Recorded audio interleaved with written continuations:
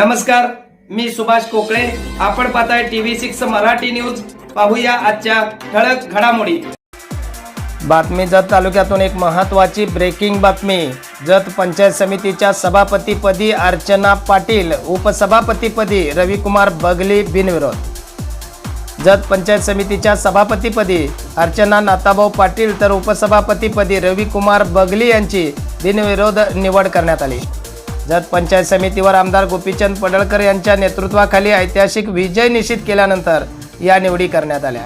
निवडणूक प्रक्रियेसाठी गट विकास अधिकारी मुक्तेश्वर माडगुळकर यांनी पीठासीन अधिकारी म्हणून कामकाज पाहिले.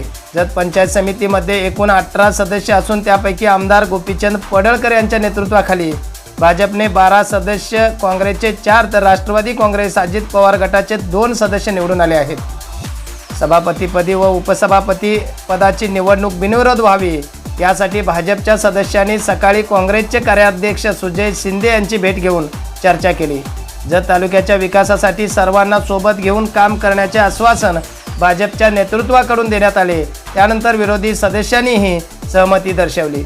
अर्ज भरण्याच्या मुदतीत एकही अर्ज दाखल झाला नाही, त्यामुळे ही निवडणूक बिनविरोध पार पडलेली आहे.